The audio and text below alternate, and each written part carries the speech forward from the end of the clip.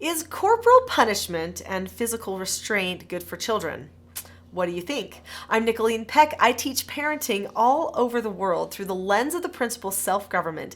And in this video, we're going to be talking about corporal punishment and physical restraint.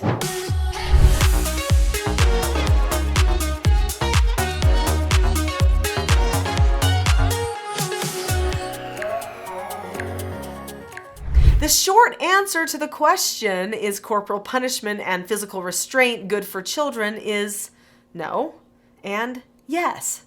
It depends on the circumstance. So we're going to talk about those circumstances so that hopefully you can decide how to best touch or not touch your children. As a general rule, I do not advocate for spanking children or using corporal punishment. In fact, I don't say corporal punishment is necessary at all. For years, I did treatment foster care for troubled teens. They were all between the ages of 12 and 18.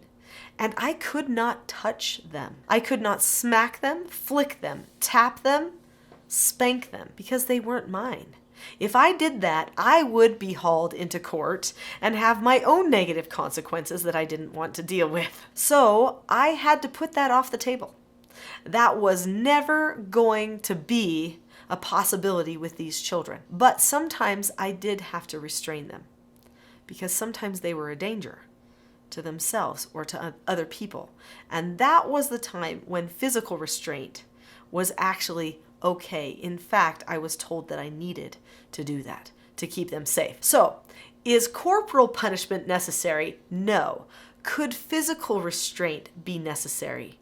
Possibly. Although I would think in most cases it's not necessary either. I'm hoping that no one has to do physical restraint, but if so, we'll talk about it. Many people say corporal punishment is biblical. And that all depends on how you interpret the Bible. The Bible is interpreted all the time in different ways. And this is where we run into a lot of social debates and theological debates. So when we read the verse that says, spare the rod, now people say, okay, that means you need to spank children. In fact, there have been many people who are part of church groups who have advocated for spanking children. I am not faulting them for going there, because if you don't know any other interpretation, what do you have left, right? And people don't know what they don't know. But I do know, as a parent who did spank my own child one time, that I felt incredibly guilty after. I was not in control when I spanked that child. I knew I wasn't being principled, I was being emotional. And did my child really learn the lesson that he needed? No. He learned that he was afraid of me, is what he learned. There is a way you could do a spanking to a child and have it be principled, but it takes a lot more self-control than most people are willing to do. And you have to maintain it the entire time. And when I say self-control, I mean total condition of heart, of love the entire time. So you would have to say, okay, the rule in our home is if you don't follow an instruction or if you roll eyes or whatever it is, then there will need to be a spanking and you will need to accept it. Here's how you accept a consequence. And you would teach them the skill for accepting a consequence, which is a skill that I do teach. And then you would say, okay, so just now you had a moment where you lied or you rolled eyes, whatever the circumstance is. And so you have earned a spanking. What you should have done is you should have chosen to tell the truth or to keep that calm face, voice, and body, whatever it is. And since you chose not to, we're going to need to do the spanking. So can you accept your spanking? Oh, yes, Dad. Or yes, Mom, I can accept my spanking. Okay, well then let's do the spanking. And then you would feel love in your heart toward the person. You would do the spanking. But here's the problem. You did something to the child. The child didn't really get the opportunity to have much character development. It was minimal. And so why not do more? Samuel Smiles, an author from the 1800s, said that work is the antidote for a sick character. So we often use an extra chore in our family. And we give our children the opportunity to accept their consequence by actually serving the family in some way by doing an extra chore. This is quick repentance. It doesn't follow them around. It doesn't require actually physically doing anything to the person. They have to choose to take action on their own. And if they don't, and they're completely out of instructional control at the time, then there's something else that we do called the rule of three, and we work them through that process of getting to a place of calmness. So It is possible for a person to get calm. You just have to do some teaching ahead of time. Spanking is not necessarily the answer. When I was in Africa years ago, because I was invited to go there by the Catholic Church, which was a great honor because I'm not even Catholic, I went there to teach them the things that I teach because they were concerned about their parenting and wanted to make sure that their parents had more information about how to handle current problems in society.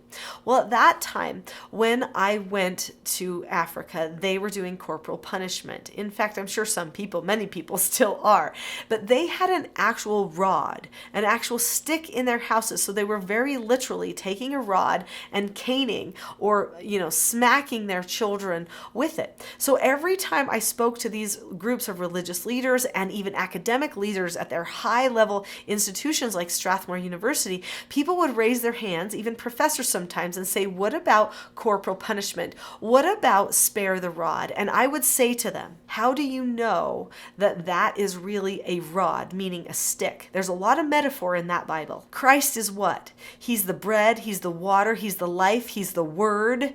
He is the beginning and the end. Okay, there's so many things that he is. How can we say that the rod is truly a rod? What if the rod is something else?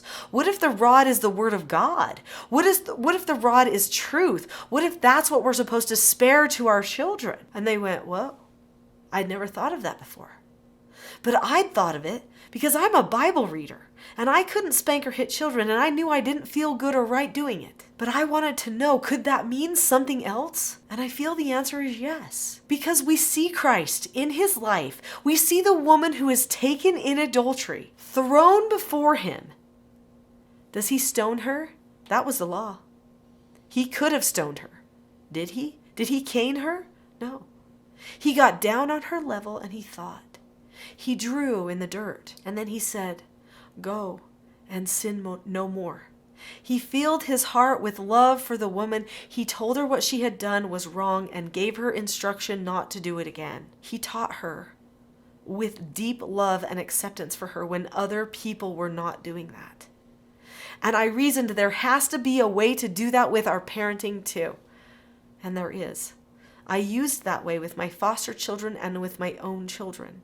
We corrected them, and while we corrected them, we connected with them. We realized there was a way to feel closer to your children during and after a correction than you even did before. And it was beautiful.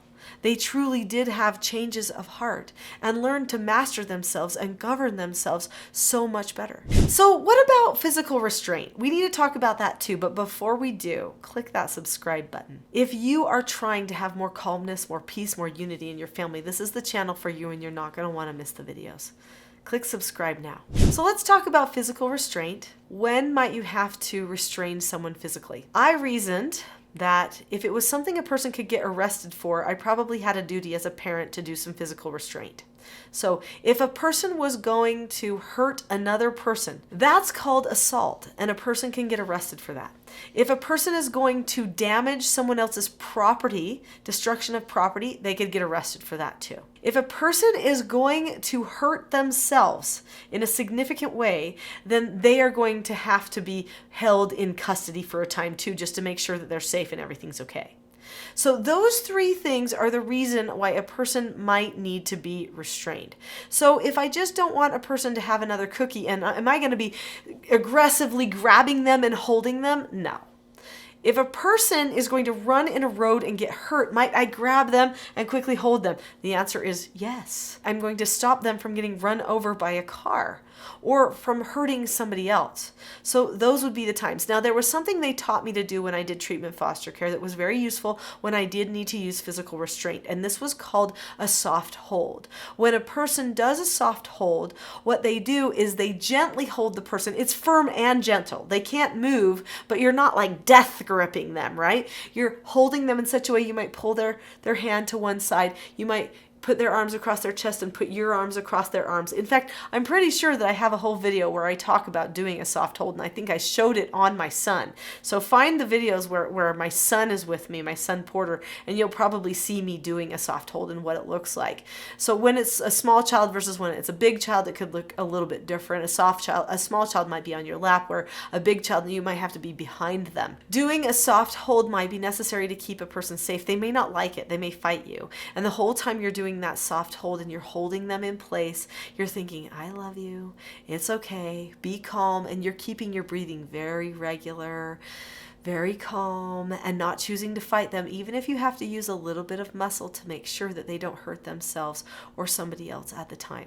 Now, obviously, if a person is a great enough danger and if they're bigger than you and you're not able to do a type of a physical restraint that would be safe for them, then you might have to call for help. And, occasionally with some of my foster children that were bigger than me, I had to actually call the police and kind of remove the other people from the area if that person was going to be that big of a danger. So, keep everybody safe. By and large, you shouldn't have to restrain. Hopefully you can teach your children how a correction is going to happen, how to accept a consequence, teach them the skills that they need for self-government and for success, and then that will decrease their anxiety so that they won't feel the need to try to control you physically. But occasionally that can happen, and if so, learn the skill that you need to do a good soft hold. And I teach that in my parenting course, which is the TSG parenting course. I especially go into detail about that in my 3-day training called the Parenting Mastery Training. So you can look those things up at teachingselfgovernment.com.